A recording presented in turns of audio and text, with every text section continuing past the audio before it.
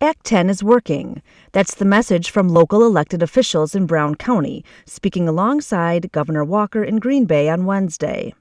Brown County Executive Troy Streckenbach said that while the county faced an enormous financial challenge, Act 10 gave them the tools to balance the budget without deep cuts or steep tax hikes. The county was facing a $3.6 million structural deficit along with the $1.5 million cost of it continue. And we certainly wouldn't have been able to address that without the enactment of Act 10. Ultimately would have had to either cut services or increase taxes significantly to be able to cover that gap. Thanks to Act 10, Streckenbach said Brown County was actually able to reduce property taxes while delivering even better services to the public. So we've actually seen a reduction, and yet we've been able to invest millions of dollars back into the services, back to the taxpayers, ultimately delivering the services that they ultimately want to see government to deliver. Green Bay Mayor James Schmitt said Act 10 was well worth the initial outcry and, in fact, has made the city a better place to work and balance the scales when it comes to pay and benefits. The cost savings when it comes to participation in retirement plans and the participation in health care plans, it's fair. It's fair to the taxpayer, it's fair to the employees, and very fair to the city. The passage of this legislation really, the benefits way outweighed some of the controversy that took place 4 or 5 years ago. And I tell you, just as the mayor, my relationship, I think, with the employees has become better and more of a friendship. We, as a city, have just experienced a better working relationship with our 1,000 employees.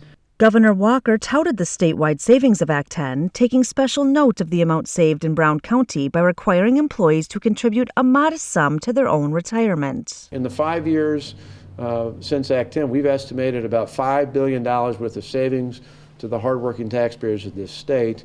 You look just alone, our estimate is just on pension savings for local governments right here in Brown County is about $118 million of savings just when it comes to pensions alone. Echoing Streckenbach, Walker said Brown County used Act 10 to its full potential to tackle a daunting budget picture, but still managed to improve services and lower property taxes. You look over the last 5 years, the average taxpayer in this state in this county, in Brown County, has seen a reduction of about $138.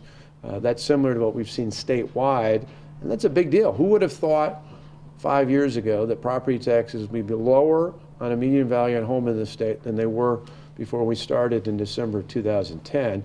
Hobart's longtime village president, Rich Heidel, said Act 10 was a welcomed change that restored local control to officials like himself. I have been in office now as a village president for about 13 years. And I can tell you the last 4 or 5 years has been a breath of fresh air due to this legislation. Act 10 has provided us at the village level, local government level, the economic and financial tools and flexibility that we lacked. And Act 10 has essentially normalized what had been egregious benefits, compensations. The village of Hobart has benefited greatly. Heidel summarized his support for Act 10 simply like this. We, the people, the taxpayers, also have rights. For the MacIver Institute, I'm Jen Healy.